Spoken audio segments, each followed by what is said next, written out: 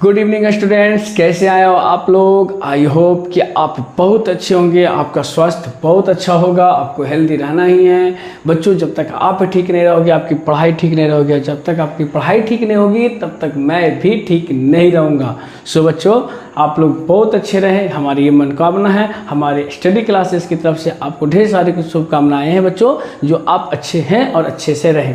ठीक है बच्चों, तो आज मैं जिस लेक्चर पे आया हूँ उस लेक्चर का यूज हम करने वाले हैं किस मैटर पे, किस बेसिस पर। बच्चों, लास्ट लेक्चर में मैंने क्या बताया था? मैंने लास्ट लेक्चर में ये बताया था कि कैसे sin 45 का वैल्यू निकाले थे, कैसे cos 45 का वैल्यू निकाले थे। उसी का मैं बस अब यहाँ पे क्वेश्चन पे करने वाला हूँ यूज, और उसी यूज के अकॉर्डिंग हम अपना काम करेंगे बच्चों। ठीक है, कैसे सॉल्व होता है, क्या होता है, देख लो। नए बच्चों के लिए बहुत अच्छा वीडियो है, आप देखो। पुराने जो पढ़ चुके हैं उसके लिए अच्छी बात है कि और वो रिवीजन कर सकते हैं। क्वेश्चन को देखें, तुरंत उससे आप सॉल्व करें, कॉपी कलम निकालो, सॉल्व करना शुरू हो जाओ। ठीक है बच्चों, और जो नए बच्चे हैं वो बिल्कुल ध्यान से देखेंगे। बच्चों देखो, मेरे पास जो दिया गया है, मैंने बोर्ड पे 2 क्वेश्चन लिखा है, और वो 2 क्वेश्चन कौन कौन सा है बच्चों, आप ध्यान दोगे।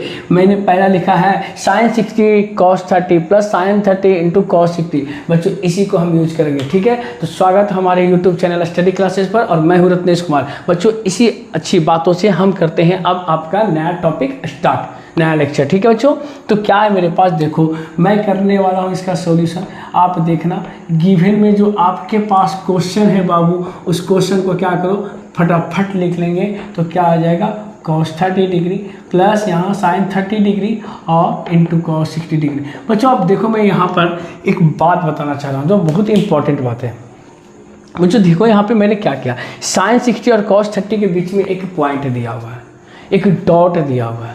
बच्चों वो दोनों के बीच में प्रोडक्ट है। क्या है, प्रोडक्ट है। लेकिन गौर से देखा जाए तो सर प्रोडक्ट है, तो मैंने मल्टीप्लाई का साइन क्यों नहीं दिया? बच्चों इन ट्रिग्नोमेट्री के किसी भी लेक्चर में, किसी भी टॉपिक में मल्टीप्लाई का यूज नहीं करते हैं बच्चों, वहाँ डॉट का यूज करते हैं। क्योंकि यहाँ जो ट्रिग्नोमेट्री पढ़ रहे हैं वो रेशियो कुछ और होती है, उसकी वैल्यूज कुछ और होते हैं। तो ऐसा नहीं कि वहाँ मल्टीप्लाई दे दो, ऐसा नहीं कर रहे हैं 2 इंटू 4, ऐसा नहीं करना है बच्चों। ठीक है, ध्यान से देखना मैं क्या क्या करने वाला हूँ। बच्चों बताओ, हमने जो फिर लास्ट लेक्चर बताया था sin 60 का वैल्यू, sin 60 का वैल्यू मैं पुट करूँगा √3/2। बच्चों जो sin 60 का होता है वही cos 30 का होता है, जो sin 60 का होता है वही cos 30 का होता है। बच्चों किसी भी तरह से कोई चीज़ को आपको देखना है तो आप बस आसानी से देखो, मैंने क्या बोला, जो sin 60 का वैल्यू होता है वही cos 30 का। आप जल्दी से बताओ कि cos 30 का वैल्यू क्या होगा बच्चों, जल्दी से बताओ cos 30 का वैल्यू। देखो मैं यहाँ पर से हटा, मैं क्यों हटा आपको पता है, क्योंकि मुझे पता होता है कि आपको सारी चीज़ें कंप्लीट नहीं हो रही है। देखो आप ना बारीकी से क्वेश्चन को देखो। कुछ देर के लिए मैं यहाँ से हटा क्योंकि मेरे पे आपका नजर नहीं होना चाहिए। यहाँ पर मैं जो बोल रहा हूँ मैंने बस उस बातें को सुनो। sin 60 का जो वैल्यू मैंने लिख करके छोड़ दिया और cos 30 के बारे में बोलने का रहा हूँ। क्यों ऐसा बोलने का रहा हूँ बच्चों, ध्यान से देखो। जितना आप बोलोगे, जितना आप कोशिश करोगे, उतना ही ज़्यादा आपके अंदर नॉलेज इंक्रीज होगी। सो बच्चों sin 60 का वैल्यू √3 होता है, और जो sin 60 का होता है वही होता है cos 30 का, तो इसका भी वैल्यू होता है √3/2। ठीक है बच्चों, यहाँ तक सही है। प्लस बीच में सर प्लस दिया है। sin 30 का वैल्यू बच्चों 1/2 होता है, तो जो sin 30 का होता है वही cos 30 का होता है, इसका भी cos 60 का होता है, वही 1/2 होगा। बच्चों देखो मैंने यहाँ पर बोला था, यहाँ पर गौर करो, इस क्वेश्चन को गौर करो। देखो यहाँ से यहाँ तक इस क्वेश्चन को अगर गौर से देखोगे, देखना अच्छे से, तो ये क्या है, एक ट्रिग्नोमेट्री है बच्चों। ये क्या है, एक ट्रिग्नोमेट्री है। लेकिन जैसे ही मैंने इसका वैल्यू को क्या कर दिया, पुट कर दिया, जिसका वैल्यू जहाँ था मैंने पुट कर दिया, फिर मेरे पास क्या आया, बस कुछ नहीं, एक कैलकुलेशन आता है, इंटीजर का फॉर्म आता है, उससे मुझे सॉल्व कर देना। अदरवाइज इसमें कुछ है ही नहीं। बहुत सारे बच्चे इसको फास्ट बना रखे, बिल्कुल ट्रिग्नोमेट्री से नहीं डरना है। इसके एक एक पॉइंट को, एक एक कॉन्सेप्ट को मुझे बस समझना है। ठीक है, चलो स्टार्ट करते हैं। जल्दी से देखो, √3 को √3 से मल्टीप्लाई करो 3, 2 को 2 से करेंगे कितना आ जाएगा बच्चों 4, यहाँ करो 1 बन जा 1, नीचे कितना आ जाएगा बच्चों 2। ठीक है ना, यहाँ तक सही है सर। आगे क्या करेंगे, सबको पता है कि मैं एलसीएम लेने वाला हूँ कितना 4, तो यहाँ क्या बचेगा बच्चों 3। क्यों बच्चा, 4 को 4 से डिवाइड किया 1 बच्चा, 1 को 3 से मल्टीप्लाई किया 3 आया। 2 को 4 को 2 से डिवाइड करो, 2 बार में डिवाइड होगा बच्चों। 2 को 1 से मल्टीप्लाई करेंगे तो क्या आएगा बच्चों, जल्दी से बताओ, है ना।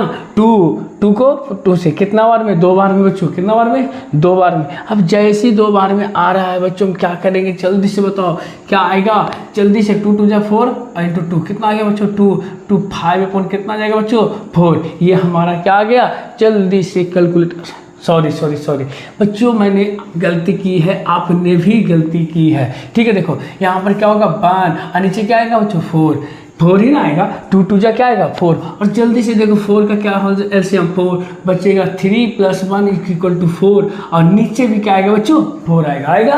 और इस 4/4 को हम क्या लिख सकते हैं बच्चों, 1 लिख सकते हैं। अब बस ध्यान से देखते जाओ कि इसको 1 लिखेंगे तो कैसे लिखें, आया ना बच्चों। तो मेरे पास जो आया, हम लास्ट में आंसर लिखेंगे, hence sin 60 degree into cos 30 degree plus sin 30 degree into cos 60 degree = मेरे पास कितना है बच्चों 1। और ये मेरा लास्ट आंसर है, ठीक है बच्चों। यहाँ पर कोई दिक्कत तो बोलो बच्चों, किसी तरह की कोई चीज़ भी प्रॉब्लम नहीं है, आप बस ध्यान से देखते जाओ, ठीक है। जल्दी से आप इसे क्या करो। अब क्वेश्चन नंबर 2 पे आते हैं। देखो बच्चों क्वेश्चन नंबर 2, एक ऐसा कॉन्सेप्ट इसमें छुपा हुआ रहता है जिससे बच्चे घबराते हैं। मैं रियलिटी बता रहा हूँ, क्यों सर, एक तो ये नया है 10th क्लास के लिए बच्चे के लिए, जो पहली बार ये ट्रिग्नोमेट्री पढ़ रहा है उसके लिए नया है। अब नया है तो वो बच्चा सोचने लगता है कि यहाँ पे ऐसा क्यों हुआ, और वो क्यों हुआ, कैसे हुआ, इस क्वेश्चन में मैं आपको दिखाने वाला हूँ। सेकेंड नंबर क्वेश्चन वो आपको सब कुछ पता चलेगा कि जो मैं करने वाला हूँ, मैं जिसकी बातें कर रहा हूँ।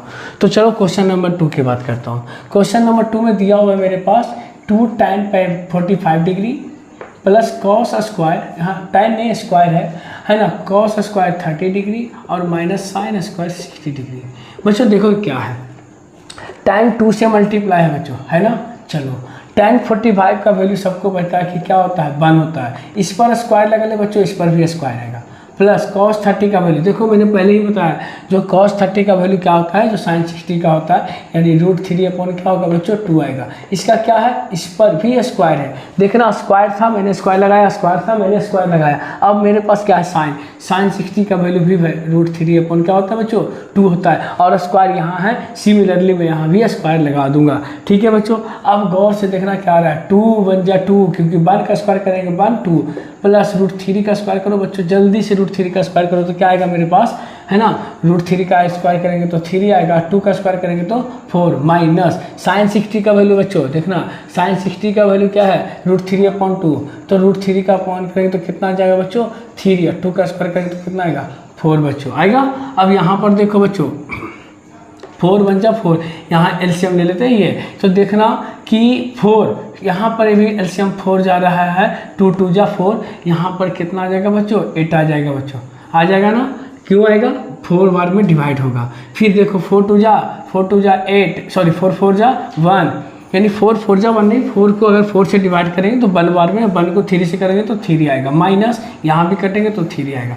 देखो बच्चों यहाँ पर क्या होगा, 3 - 3 0 आ रहा है, तो मेरे पास बच्चा ऊपर क्या 8 और नीचे कितना बचा है 4, काट दीजिए बच्चों, कितना आ गया मेरे पास 2 आ गया बच्चों। तो क्या आ गया मेरे पास, देखो 2 tan square 45 degree plus cos square 60 degree और माइनस sin स्क्वायर 60 डिग्री = मेरे पास आया आंसर क्या 2 आया। अब इसी को मैं कॉन्सेप्ट पकड़ करके अपना काम करते जाऊंगा। दोनों क्वेश्चन में दिक्कत नहीं हो रही है और बनते जा रहा है हमारा। एक भी चीज़ देखो, एक भी चीज़ छुपने वाली बात नहीं है, सारी चीज़ को मैंने अपने आप में क्या कर लिया, कंप्लीट कर लिया। अब ये दोनों क्वेश्चन को आप जल्दी से क्या करो, स्क्रीनशॉट ले लो और मैं आगे की काम करूँगा, ठीक है बच्चों।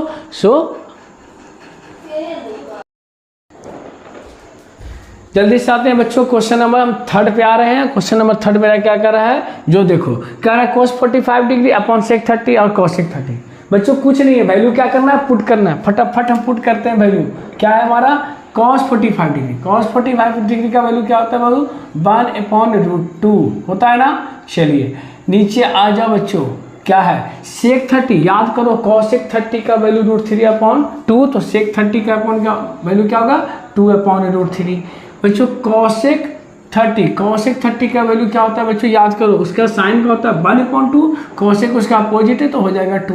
ठीक है बच्चों, फिर मैं क्या करने वाला हूँ, देखो अब बस बचा क्या, एक कैलकुलेशन, छोटा सा कैलकुलेशन करना, आंसर आ जाएगा। बशर्ते इसको ध्यान से देखना, इसमें क्या चीज़ छुपा हुआ है, ठीक है ना। इसमें छुपा हुआ क्या है, देखो 1/√2 है जो रहने देंगे, 1/√2 जो है वो रहने देंगे बच्चों। देखो यहाँ में अगर एलसीएम लूँ तो क्या होगा, 2 + 2√3/√3 होगा बच्चों। यहाँ तक सही है ना। मैंने क्या किया, मैंने कुछ नहीं किया, √3 को 2 से मल्टीप्लाई करके 2 से ऐड कर दिया और नीचे मेरा एलसीएम √3 गया। ठीक है यहाँ तक।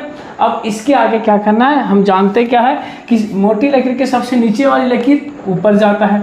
ठीक है बच्चों, तो अगर मैं यहाँ से वैल्यू भेजूँ तो यहाँ पर देखो पहले से बाने पॉइंट क्या है हमारा √2, ये √3 कहाँ जाएगा, ऊपर जाएगा, नीचे क्या आएगा 2 + 2√3।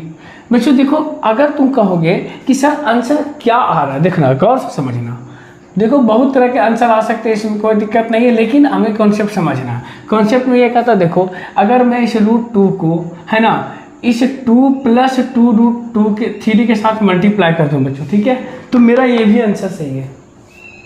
अब यहीं पे कॉन्सेप्ट छुपा हुआ है, ध्यान से देखना, क्योंकि अगर मान के चलते हैं, हम भी मान लेते हैं, आप लोग नहीं मानिए, मैं मान रहा हूँ कि मैं बोर्ड एग्जाम में बैठ गया और मेरे पास ये क्वेश्चन आ गया, मुझे पता है क्या कि इसकी आंसर कितनी आएगी, बिल्कुल नहीं, मुझे तो पता ही नहीं कि आंसर कितनी आएगी। तो कैसे पता करेंगे सर कि आंसर इसकी कितनी है।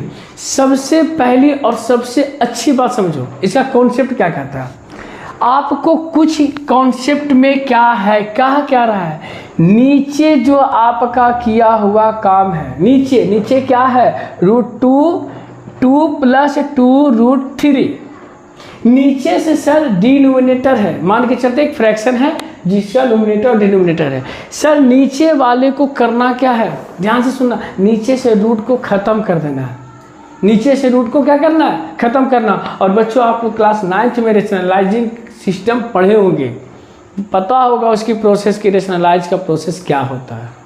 बस मैं वही करूँगा। तो सबसे पहले क्या करते हैं, ये देखते हैं, मेरे पास एक स्टेप और है, इसका एक स्टेप मैं और कर दूँ तो पता चलेगा कि 2√2 और प्लस यहाँ आ जाएगा कितना 2√6 आएगा ना बच्चों। इस 2 को √2 से मल्टीप्लाई करूँगा तो इतना आएगा 2√2, और इस 2√3 को √2 से करूँगा तो √3 6 हो जाएगा, √3 और √2 6 हो जाएगा, 2 बच गया बच्चों। इसी को हमें करना है रेशनलाइज। क्या करना है, रेशनलाइज। बच्चों आंसर यहाँ भी है, आंसर ये भी है, आंसर आपका यह भी है, बट ध्यान से सुनना, सर आंसर ये भी है तो क्यों ना हम छोड़ देते। लेकिन हमें क्यों रेशनल नंबर पढ़ना था, क्यों हमें रेशनलाइज करना सिखाया गया था, वो इसीलिए कि बच्चों आपको हर हालत में नीचे से रूट का वैल्यू खत्म करना है। रूट अब हटा दो, जितना जल्दी हो सके उसे क्या करो, खत्म करो। और रूट हटाने का, डिनोमिनेटर से रूट हटाने का एक ही रूल्स है, सिर्फ और सिर्फ रेशनलाइज। और रेशनलाइज करने की सिस्टम आपको पता होगा कि नीचे का अगर साइन प्लस है तो ऊपर जाके माइनस होता है। ठीक है बच्चों, तो करना क्या है, स्टार्ट करते हैं। देखो 2√2 है, हम रेशनलाइज करने जा रहे हैं, ध्यान से देखना जरा। रेशनलाइज क्या करेंगे, ऊपर में मेरा क्या है, ऊपर में मेरा क्या, मैं इस क्वेश्चन नंबर अभी 4 को खत्म कर रहा हूँ। ठीक है बच्चों, क्वेश्चन नंबर 4 को मैं खत्म कर रहा हूँ, फिलहाल तो मैं क्वेश्चन नंबर 3 पे हूँ। तो देखो √3 है, √3 रहने दीजिए, रेशनलाइज मुझे करना है तो करना ही है, तो वो क्यों ना हम करें बच्चों। तो इसी को ऊपर से मल्टीप्लाई करते हैं बच्चों। देखो 2√2 और 2√6 सेम चीज बच्चों, 2√2 2√6, सर प्लस माइनस कहाँ गया, यहाँ आएगा।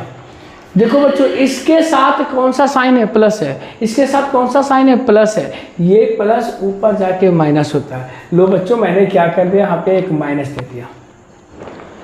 क्लियर है। अब सुनो, जितना आपने ऊपर से मल्टीप्लाई किया उतना ही आप नीचे से डिवाइड करो, ये रेशनलाइज का रूल्स है ना रूल। तो क्यों ना मैं यहाँ भी माइनस कर दूँ।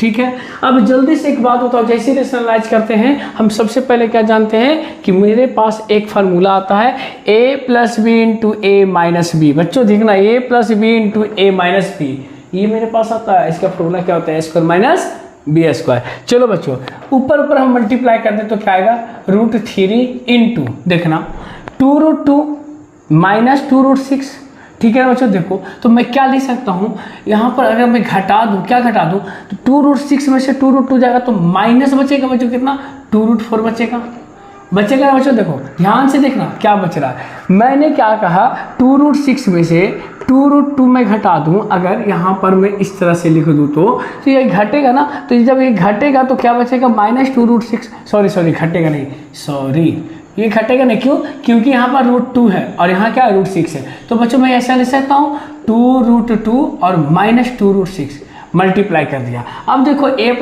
b a - b सेम है बच्चों, a + b a - b, a² - b², तो a² मेरा कौन है, मेरा है यहाँ पे 2√2 का होल स्क्वायर माइनस b² कौन है बच्चों, तो मेरे पास है कौन, 2√6 का होल स्क्वायर। यहाँ तक सही है। अब आगे चलते हैं, सर मैं क्या करूँ अब आंसर क्या आ सकती है, देखना √3 को रहने देंगे और 2√2 ऊपर रहने देंगे, क्योंकि अभी मेरा प्रोसेस जो चल रहा है वो नीचे की ओर चल रहा है।